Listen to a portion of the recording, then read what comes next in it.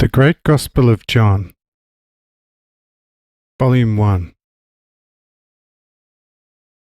The Nocturnal Discussions with Nicodemus, Chapter 21.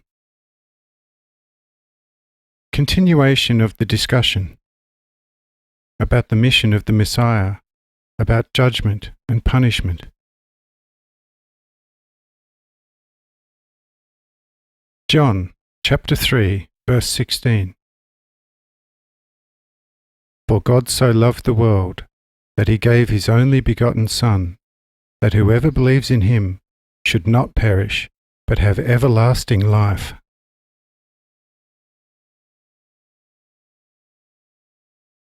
I tell you, God is love, and the Son is his wisdom.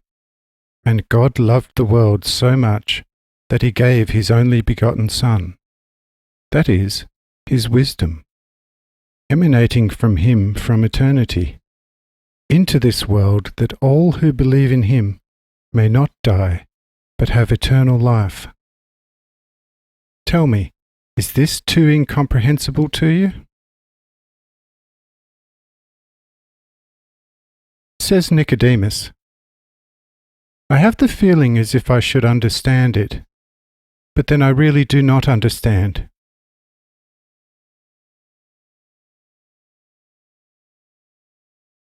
If only I knew where the Son of Man fits in, then I should be all right. You also spoke of God's only begotten Son, whom God's love gave into the world. Are the Son of Man and God's only begotten Son one and the same individual? Say I, look here, I have a head, a body, and hands and feet. The head, the body, hands, and feet are flesh. And this flesh is the Son of Man. For what is flesh comes from the flesh. But in this Son of Man, who is flesh, there dwells God's wisdom, and that is God's only begotten Son. Not God's only begotten Son, but only the Son of Man will, like the brazen Moses serpent in the wilderness, be lifted up. And many will be taking offense at that. Those who do not take offense, but believe and will adhere to his name, to them he will give the power to be called children of God, and their life and kingdom will be everlasting.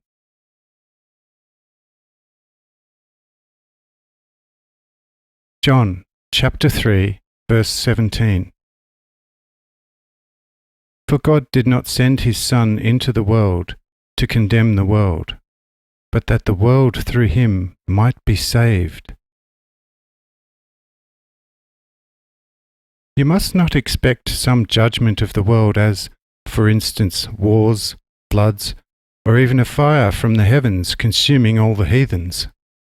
For behold, God did not send his only begotten Son, divine wisdom, into the world, into this human flesh, to judge, destroy this world, but to fully save it, that is, that also the flesh might not perish, but may rise to eternal life together with the Spirit.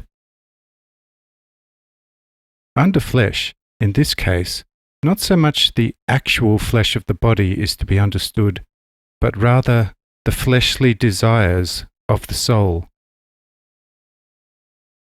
However, in order to attain to this, the material feelings of exaltation in the flesh must be eradicated by belief, namely belief in the Son of Man, that he has come into the world, born from eternity out of God, so that all shall have eternal life who believe in his name and adhere to it.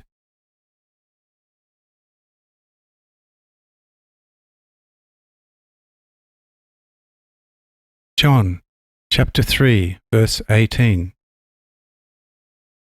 Whoever believes in him is not condemned, But whoever does not believe stands condemned already, because he has not believed in the name of God's one and only Son. Whosoever, be he Jew or Gentile, will believe in him, shall not ever be judged, and thereby perish. But the one who will take offence at the Son of Man, and not believe in him, then already judged. For the fact that he will not and cannot believe because his feeling of exaltation causes him to take offence at the name and nature of the Son of Man, is already such a man's judgment. Do you understand this now? I have presented it to you with great clarity.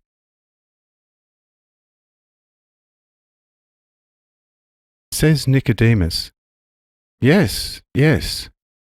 I halfway do understand the meaning of your highly mystical words, but they appear to have been spoken to no purpose, as long as the, by you, so highly regarded Son of Man, in whom there dwells the fullness of God's wisdom, is not present, and you are either unable or unwilling to give details of the time and place where he will be appearing. Thus also your judgment, which you connect mainly with unbelief, sounds rather mysterious. If the judgment is neither a flood nor war or pestilence, and also not a consuming fire, but only unbelief as such, to tell the plain truth, dear Master, I still cannot grasp the meaning of your words. For whoever does not comprehend just one or maybe 2 points of a speech, fundamentally does not comprehend the entire speech. What actually does your judgment mean? What new meaning do you ascribe to this concept? Say I, my friend, soon I too could say to you, I find it hard to understand why you are unable to grasp the perfectly clear sense of my words. You say you do not understand the concept of judgment, and I have made it so plain to you. John chapter 3, verse 19. This is the verdict.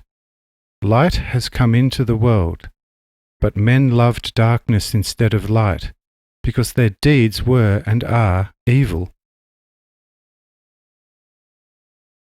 Behold, this is the judgment, that not the God-light from the heavens has come into the world, but men, having been released from the darkness and set into the light, still by far prefer the darkness to the God-light, now in abundance before their eyes. That men reject the light is proved by their works, which are evil all through. Where can you find an initial complete faith? Where the right piety? Where does one love another, except he has some selfish motive? Where are those now who loved their wife for the sake of fertility? They love the young harlots for sensual pleasure, lechery, and harlotry.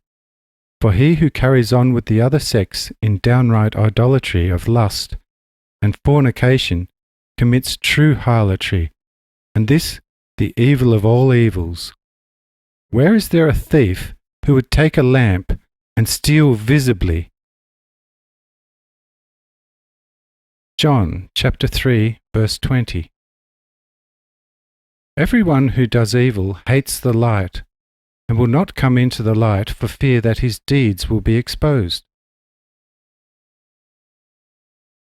Behold, all those who are ill-disposed and act accordingly are the ones whose works are bad.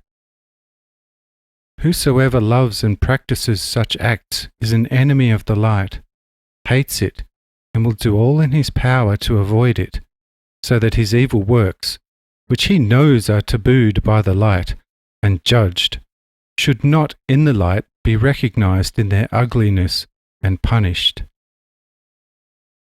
And behold, therein consists the actual judgment, But what you understand as judgment is not the judgment, but only a punishment following the judgment.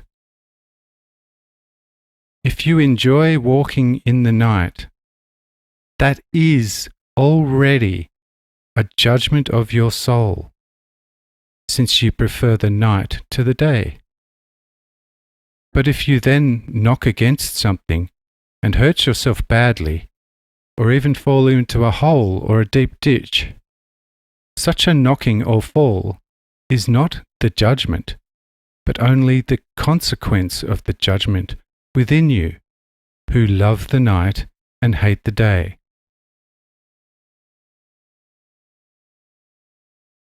John, chapter 3, verse 21. But whoever lives by the truth comes into the light, so that it may be seen clearly that what he has done has been done through God.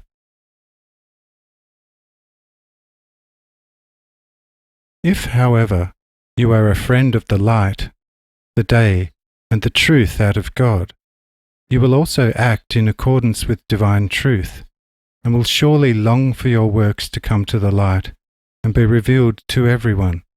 For you know that your works, because they were done in the light of truth out of God, are good and righteous, and thus deserve appreciation and visible reward. Therefore, who is a friend of the light will not walk in the night, but by day, and he will recognize the light immediately, because he is from the light. And this light is called faith of the heart. Thus whoever believes in the Son of Man, that Jew is a light out of God, has already life within him. But who does not believe has already the judgment within him, and the judgment is the very unbelief. I think you will have understood me now.